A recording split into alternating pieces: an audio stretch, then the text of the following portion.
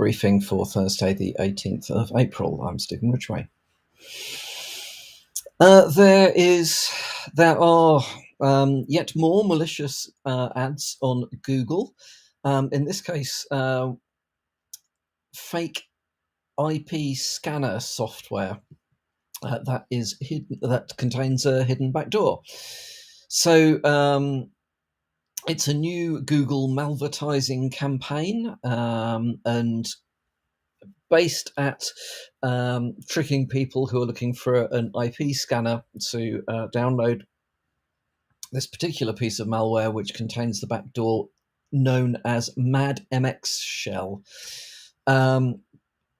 So there are, I think, according to this article, as many as 45 domains that have been registered that are masquerading as port scanning and IP management software. Excuse me. Which are associated with this particular piece of malware. So, as always, I would strongly recommend that you are cautious about using technology or cyber tools that you find via advertising links on Google. I think historically Google has not been great at keeping malware out of advertising. And whilst I appreciate that they are undoubtedly doing what they can, well, they're certainly doing stuff in this arena, they aren't always completely on top of this. Interesting article in the Hacker News, which does set out some interesting indicators of compromise you might want to take a look at and make sure that you have got those covered in your security visibility tooling, playbooks or whatever, looking for these sorts of things. But yeah, be aware of that.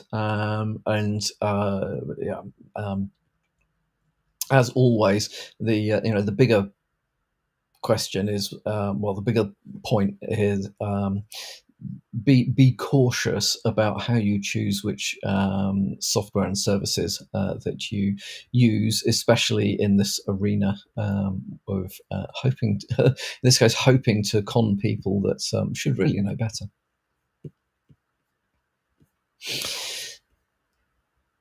There is there is a vulnerability in open metadata, which is allowing hackers to exploit Kubernetes to mine cryptocurrency. So Open Metadata is an open source platform that provides a metadata management tool. According to this article, it offers a unified solution for data asset discovery, observability, and governance. There are, at the moment, 5 vulnerabilities associated with open metadata, the most severe of which is an authentication bypass vulnerability with a CVSS score of 9.8. The others are all CVSS scores of 8.8, so all of these are particularly particularly worrying, but the last one, the authentication bypass vulnerability, is the worst of the set. The solution is to upgrade. The fixed version is 1.2.4. So if you're using open metadata, recommend that you have a check to make sure that you are running on that particular version. This article doesn't actually say which previous versions are vulnerable. So I think the expectation will be that anything prior to 1.2.4 either is or is likely to be vulnerable to these. So effectively, with a combination of these, an attacker can bypass authentication and potentially even achieve remote code execution. So if you are using, or if your solutions are using open metadata, then take a look at this and recommend that you patch ASAP. Then finally from me today, there's an interesting article I came across in the Register this morning, talking about OpenAI's GPT-4. Now, there's been some research going on in the University of Illinois that has been looking at whether large language model AI can be used to exploit known vulnerabilities, given a small amount of information about the vulnerability itself. So what they were basically doing is giving various large language models access to CVE descriptions, and then using AI agents, which is basically AI agents are the definitions of these things is always a little bit vague, but in this case, AI agents they're referring to, meaning a combination of the large language model AI itself, plus the ability to automate actions. So this is effectively AI that can take actions rather than simply provide you with information. So out of all the models that they tested, only GPT-4 is capable of doing this. However, it is successful 87% of the time. So for 87% of the vulnerabilities, if GPT-4 is given the CVE description, it is capable of exploiting that vulnerability. So the other models that were tested, which included GPT 3.5, various open source LLMs, were not capable at all, i.e. they scored 0%. Given the same information.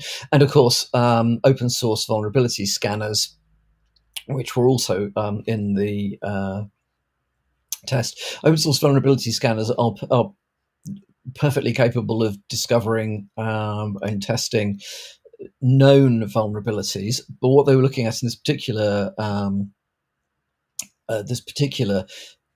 piece of research is what they're calling day one vulnerabilities. This whole 0 day, day one, whatever, blah, blah, blah, the descriptions and the terminology is very muddled. They're defining day one vulnerabilities as being vulnerabilities where the CVE number has been assigned and the vulnerability has a description on the NIST CVE advisory, in the NIST CVE advisory, but there's no patch yet available, which I think is that's. I agree with their approach to that, because I think those are the ones that I worry about most.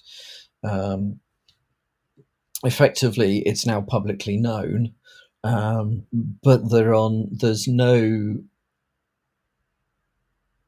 no real fix available yet.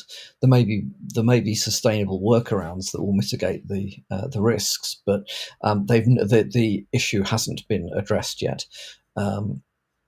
0 days are very difficult to work with. because there's very little. In this case, we're talking there about things where the information has not been sort of confirmed and made public officially. So there may be information floating around there, but it's not sort of out there in one place where you can go and look at it. And of course, once things move beyond the one-day vulnerabilities into the, well, yes, there is a patch available, then okay, the mitigation's out there, so you really should be getting on with it. They were looking specifically at that gap, at which point most organizations are, well, they're at their most vulnerable to these things. So unsurprisingly, the open source tooling again was not able to identify or test for or exploit these particular this particular category of vulnerabilities. And the open source scanners that they were using Zap and Metasploit, so two of the most commonly used tools in security testing out there. So yeah, unsurprising. However, it does make the point that large language models can be used to do things that I think most of us would have kind of have hoped they'd have had some guardrails around, but clearly not. And I think that the cat is out of the bag when it comes to this stuff, and I really don't think that we're going to be able to restrict what AI can do. I think we have to learn now ways of protecting ourselves against what AI can do in the hands of the wrong people. But I thought that was very interesting. So there is something specifically, there is the capabilities of GPT-4 is clearly significantly above the other AI tools out there. They did make a note in this article that they have not tested Anthropic's Claude 3 or Google's Gemini 1.5 Pro because they didn't have access to the tools at the time. They're looking to test those at some point in the future. So those two are two leading commercial rivals to GPT-4. I've personally never tested either of them. I do occasionally use GPT-4 and GPT 3.5, so I'm aware that they're both very capable platforms. Probably ought to have a look at Claude 3 and Gemini 1.5 as well, just to see how they stack up and what the look and feel is like with those. So we don't know, but I would suggest that as is the way with all this commercial software, at any particular point, one may be slightly ahead, but the others will be running to catch up and probably playing leapfrog with each other over this. So it is entirely possible that either now or shortly in the future, there will be 3 commercially available LLM models that will be capable of reading a CVE description and creating an exploit. Certainly want to keep an eye on. I certainly shall be seeing where this one is going in the future. So that is all from me for today. I hope you have a good Thursday, and I will speak to you all again tomorrow morning.